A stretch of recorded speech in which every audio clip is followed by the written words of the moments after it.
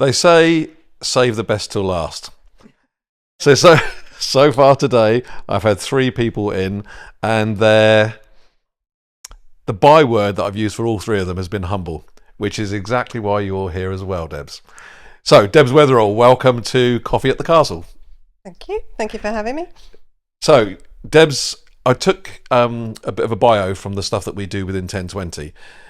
So I've sort of clipped it. I'm just going to read it. So I have a BSc Honours degree in business, an MA in Human Resources Management. I'm a Chartered Fellow of the CIPD. That's right. And the CIPD stands for, I love an acronym, Chartered Institute of Personnel and Development. Woohoo!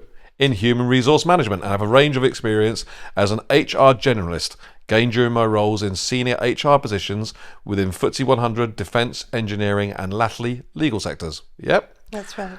I'm dedicated, energetic, hands-on, and inspirational HR, cultural, and transformational change professional with over 25 years' experience in leadership, shaping, developing, and delivering HR strategies. Skilled in compliance, IIP, ISO 9001, and Lexel, I could also assist companies to achieve or maintain these important standards. A qualified and experienced business coach, which I didn't realise. I'm also able to offer high-level strategic advice and support to SMEs on how to successfully grow their business. All present correct? Sounds about right. But there is so much more to Debs Weatherell than what I've just read, and that's what we're going to talk about today. So, where did it all start? Let's talk about young Debs. Let's talk about something that you always mention, which is your accent. Well, I'm an army brat. Went to public school when my parents were serving in Germany. So I think that's probably what helped me, shape me into my confidence, bit of public speaking, and obviously my understanding of the defence sector. So, you're an army brat. How many places did you go? Because army brat seems to indicate to me you're moving around a lot. Yeah, I mean, I went to my sort of kindergarten formative years in Germany in an army school, and then when I got to about 9, I was sent to public school in the UK, so mainly termly, and would see my parents Christmas and summer, and that was about it really. Occasional exits with the grandparents who lived in a farm in Hampshire. You've got children of your own? I have a 26-year-old daughter. You heard that? She has a 26-year-old daughter. Whatever face cream you're using, I need to find out what it is, because it's obviously doing wonders for you. So, 26-year-old daughter, do you think that you would have put her into the same sort of education environment, public school, not seeing you from one month to the next? No, I wanted her to go through mainstream. I wanted to be more hands-on. I think from my upbringing, I wanted to be there more. Sadly, the lifestyle that I led meant that it didn't quite happen that way. Right, so you've opened up a whole can of worms there. So the lifestyle that you led, elucidate. Well, when I was working in the FTSE 100s, Balfour Beatty, Babcock, etc., I was looking after some huge contracts under Balfour Beatty, which is the major civil engineering sector.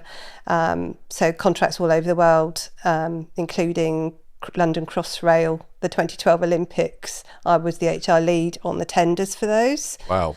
And then when I transferred to HR Director at Babcock, I was Director of Defence Engineering, which also encompassed land and sea, so Navy and Armed Forces. Wow. And yeah, I had contracts. I could be in Cornwall, can't tell you where. And I shred me. Yeah. That's right. I was DV cleared, so I could be in Cornwall on a Thursday and be told I needed to be in Wetherby in North Yorkshire for 8 o'clock on Monday morning. So I spent most of my career with a suitcase packed up in my spare room, and my short time at home was very, very precious with my daughter. So while she didn't go to public school, I didn't see much of her. So same effect, really. Same effect, different reasons. Yeah. Yeah.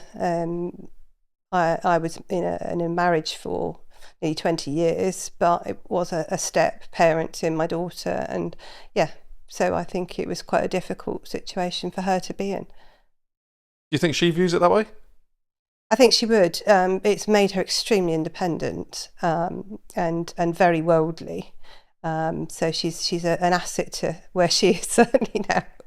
So it's worked out well for her then, like it has for you.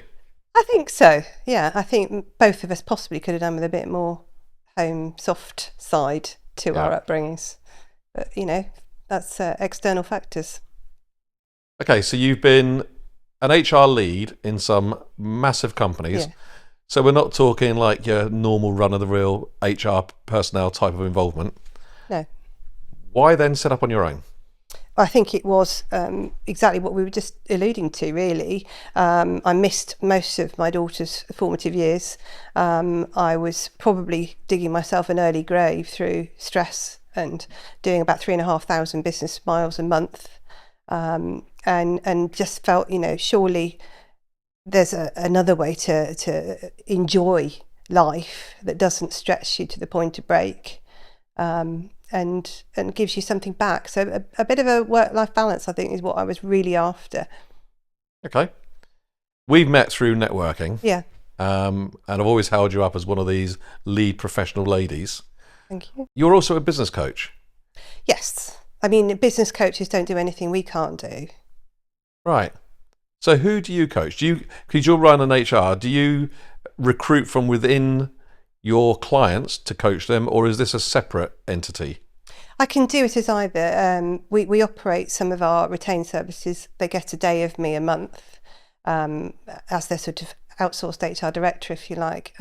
They can use that day however they see fit. It could be to sit in their board meetings, to give them metrics on their people plan, to drive a people plan. It could be to coach them in areas that they feel they might be lacking.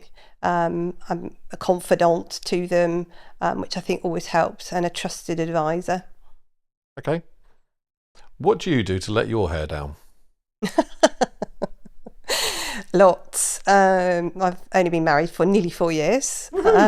So nice young relationship there. Married to a mad northerner who's lots of fun, who definitely tempers the sort of professional side, keeps me, I think, sort of jolly and chivies me along. Never a dull moment in our house. I've got 2 dogs. Everyone likes to hear about our dogs. They're part of my team on our website. Henry the Labrador, and Millie, the 3-year-old Staffordshire Bull Terrier lunatic. So we love them, and they are part of our family now. My daughter's left home. They're very much like our fur babies, as they call them these days. Absolutely. And I seem to remember in our conversations before, horses. Yeah, I used to ride professionally up until my daughter left home, and then she entered the arena of event riding. We used to retrain racehorses into eventers, which was an expensive and time-consuming hobby and event all over the country. When you say you did it professionally, yeah, what, a separate company? Was this during no, HR? No. I mean, in my sort of, I guess, growing up years, from probably 17 through till I was expecting Charlotte, so 25. That means you can work out how old I am. I'm not going to. I was sponsored by a BA at the time, actually, to event ride for them. Really? Yeah, at what was then called British Intermediate level. It's now 4-star. So is this that 3-day eventing, that sort of thing? Yes. What's the main course for the 3-day eventing? Princess Anne used to do it. Badminton horse horse trials. trials. There's various ones all over the country. Yeah. How do you go from being a young girl just riding her pony or riding horses to go to the 3-day? Because that's hard graft. Yeah. That's proper hard. Yeah. I mean, I was able to ride before I could even walk. My parents always had horses, and so they'd plonk me on one of the family horses at that point, and it just made me smile. I loved it. Grew up with them. Grew up without too much fear. Lots of knowledge on hand. Pony club, as you do, and Pony club are really good at pushing you through onwards out into national competitions and regionals and so on. So have you got what they call a good saddle? Is that the terminology? Well, I used to have. I've sold them all now, but I can still ride if that's what you're asking. So, do you not do that for enjoyment now, or is that something that's been there, done that type of thing? It's very much been there, done that. It was like having 3 mortgages, having 2 horses at competition livery. So very, very expensive. And then when daughter left home and obviously starting up my own business, the costs became sort of pretty preclusive, really. Right. So whilst I still enjoy them, my mother still has horses, and if I get any opportunity, I'll definitely jump up. Okay. So, hobbies now. What do you do? Hobbies, mainly dogs. If we get decent summer, I enjoy my paddleboard. We have a caravan. It's an old one, but it's great fun and we love it. You have a caravan, I Debs. have a caravan. There are times in interviews like this where you go, that I didn't see. That's like left field. A caravan. Okay. Okay, so this caravan is on the back of a 4x4 or whatever? Yeah, I mean, obviously, when I gave up the horses, I had the Range Rover to tow the trailer. So it was a natural progression of a different hobby. Right, okay. And yeah, we've upgraded the car. We've got something slightly smaller, more practical now because they're very expensive to run, the Range Rovers. But yeah, we have it. I didn't used to caravan as a child. My father hated them, thought they constantly held him up. But we had a floating caravan and we used to enjoy sailing instead. I have to say, me and your dad, we're like that with ground caravans. But they're very similar. There seems to be rather more kudos with the floating variety. Yeah, there does. Okay, let's circle all the way back to HR. Yeah. So you're running your own business very successfully, obviously looking for new clients all the time. There's some real stuff going on with the government at the moment with changes. Can you outline those for me? Because I don't understand what's causing the great furore at the moment. So the government undertook this employment rights bill as part of their manifesto, which is the first 100 days of change that they're bringing in now they're in government. And there's some huge changes. I mean, step back a bit to April. Under the Conservative government, there were fundamental changes then, and there are now even more. So I can see it being a very sticky time for small, medium-sized business owners. There are changes, particularly in terms of the 0-hour contracts. I think that's probably the most controversial. That they are outlawing the 0-hour contracts. Right. So that's enabled small businesses that are trying to scale up to reduce their overheads to on an as needs basis, if you like. So that will be taken away. So there are a lot of people who run, businesses that are can peak and trough. So seasonal businesses, for instance. Seasonal, but maybe things like maybe removal companies, possibly seasonal cafeterias, those sorts of things. I'm thinking, oh my God, what am I going to do next? So they have to employ people full time. They'll have to give them defined hours. Wow. But there are ways. It's there's always something, a way around it, a workable solution.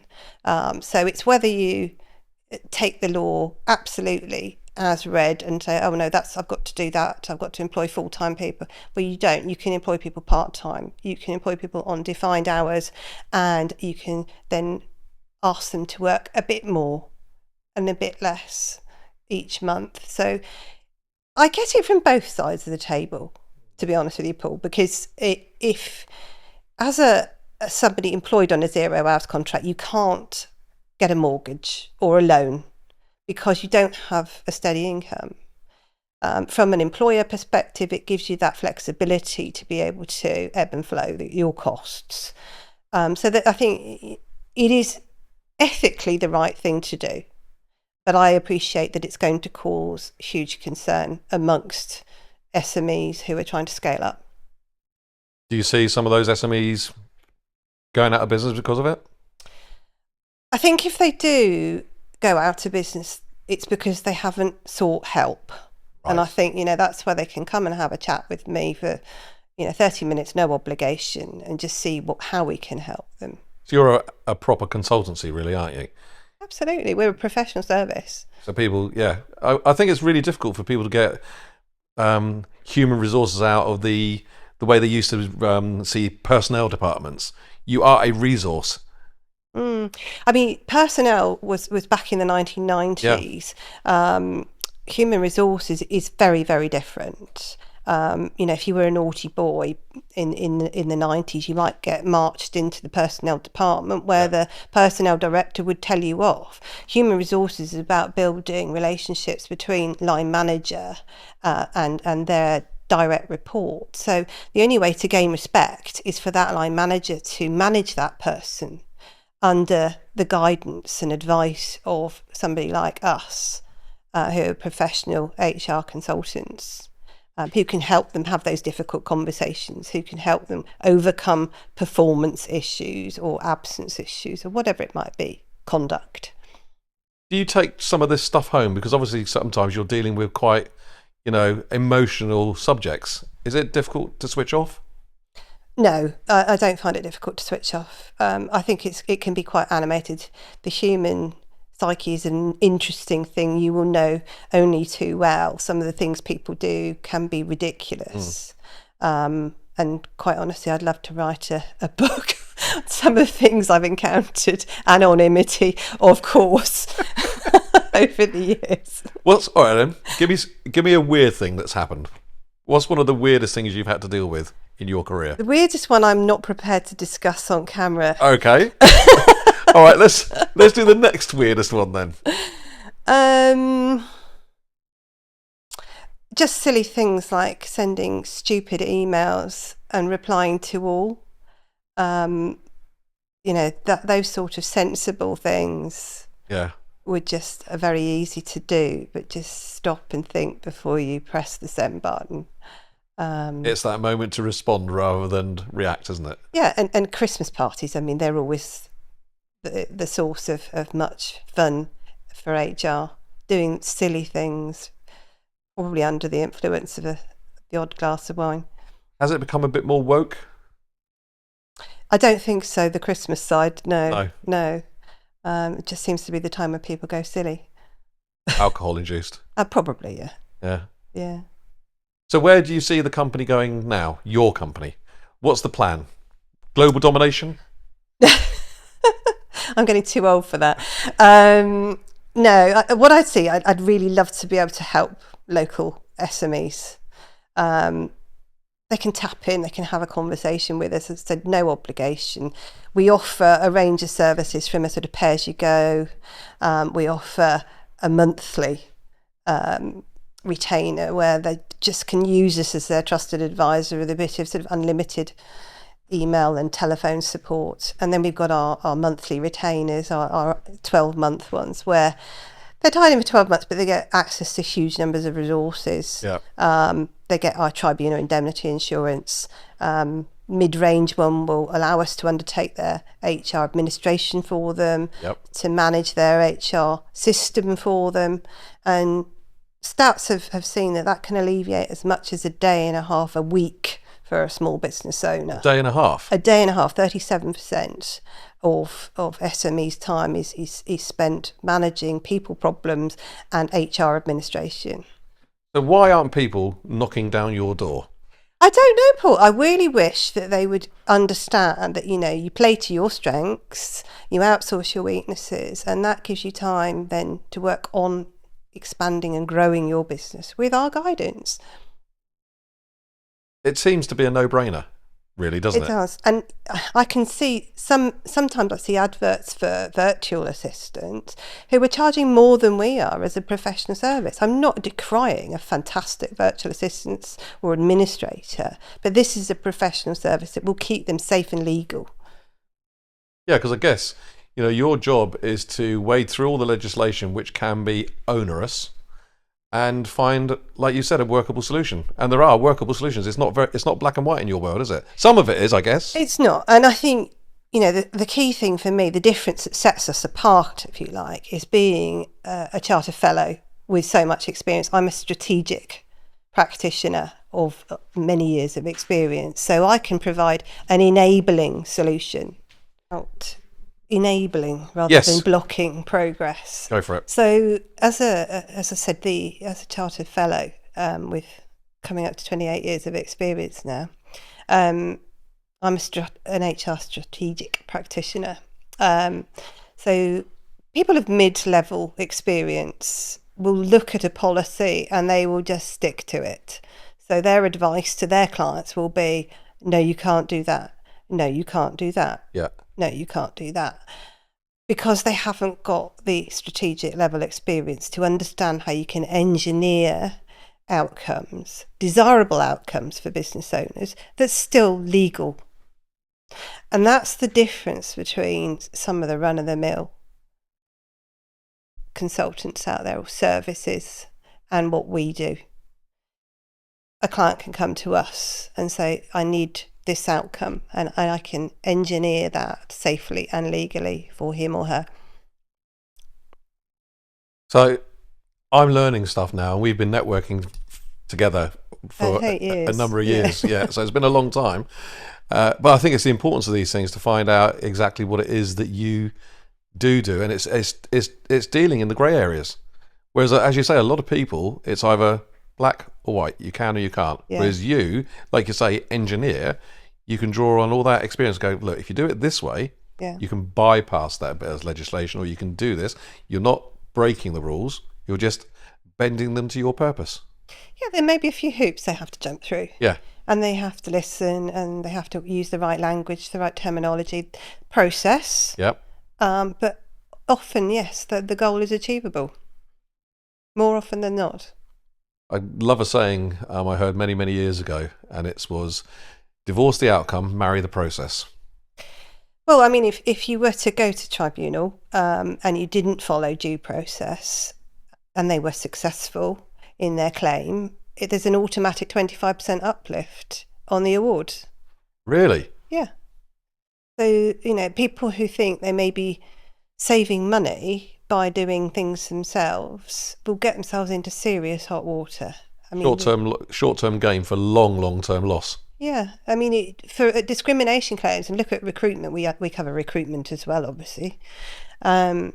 People can claim discrimination in a recruitment process just at the point when the advert is posted. Really? Really. So you need to be careful the language you're using, you need to be careful how you're selecting, you need to make sure there's a clear, transparent process, that you're recording the outcomes, because that's the only way you'll defend that claim. And a discrimination claim can be up to about £225,000. Then you've got your 25% uplift for not following the process. So you got another 50 grand on top. Yeah. Where you could have been maybe paying a company like us to help you with these processes, on average about £500 a month. So for the sake of an annual turnaround of 6 grand, you can save yourself that. But I guess it's because it's all potentials, isn't it? It's not. It doesn't become real until you have a claim against you, and then you realise how important it is to have you on their side. But by the time that's happened, it's too late, I'm guessing. It is, and I think there's increasing pressure for small businesses to look at numbers. But what I would implore business owners to remember is you can't put a value on things like culture and discrimination.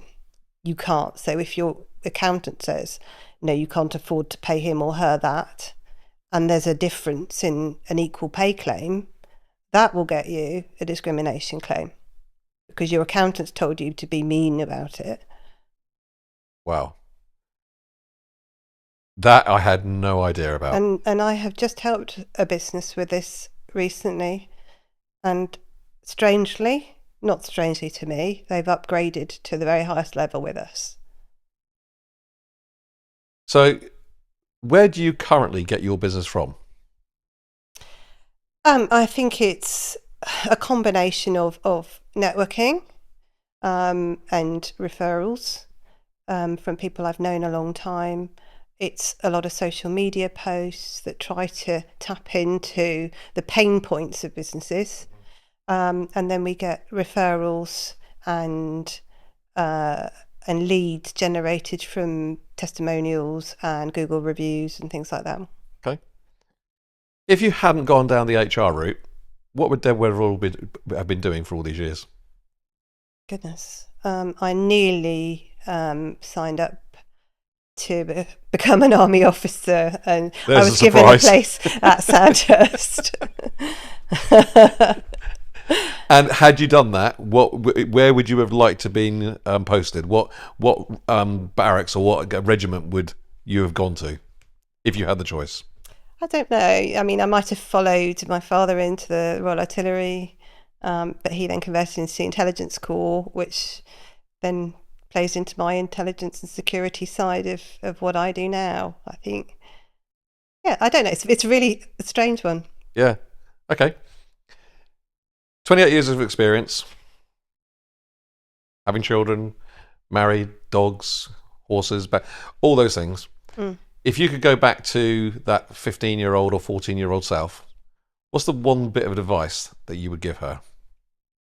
Wow. I think confidence, being Yep. self-confidence, being able to command yourself in a room. I think, again, that's obviously helped through my